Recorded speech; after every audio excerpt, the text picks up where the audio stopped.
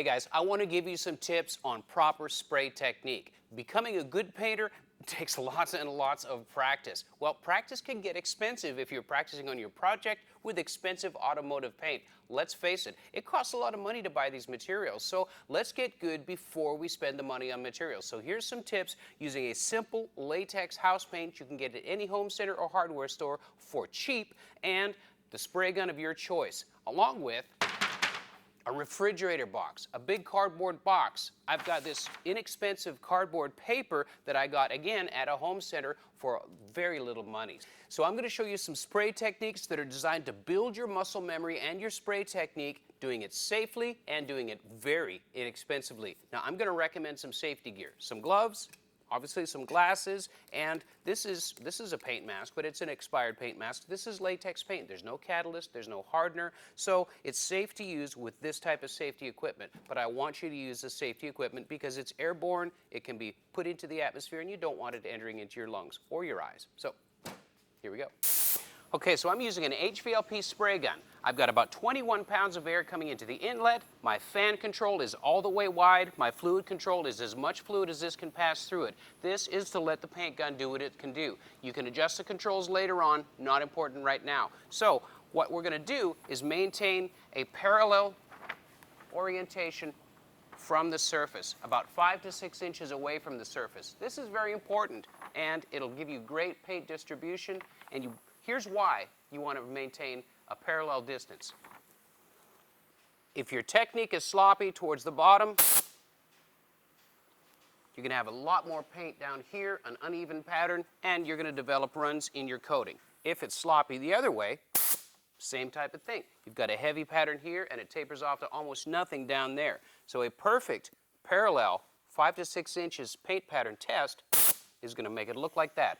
It's elliptical, it's even, all the way down through the middle, and look how it's drying, evenly and quickly. All right, so from this point, I'm going to have my mask on. Now that we've established our gun distance and our proximity to the panel, nice and even, let's talk about overlap. You want a 50% or half and half overlap. Here's what I mean.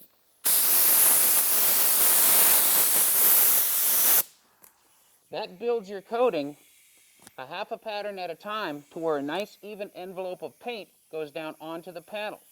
Notice another thing I did. I kept the air going because you've got air. When you squeeze the trigger past the air, paint comes out. But when I first triggered the gun, it's just air. I'm bleeding the paint in or feathering the paint in on my passes. This is important to maintain proper air pressure. So, 50% overlap.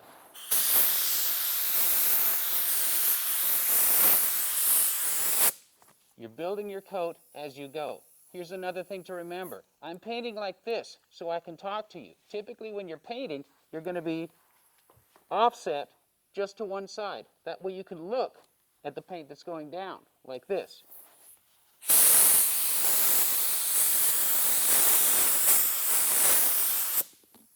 When you're dealing with the shiny paint, you'll be able to see the reflection as it's laying down onto the panel, and as you're looking at it, you can gauge the amount of paint that you're putting on by the reflection. That's the reason to be off to one side.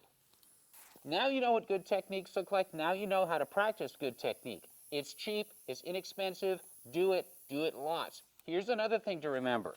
I'm left-handed, so I spray with my left hand. Practice with your non-dominant hand. I'm going to practice with my right hand.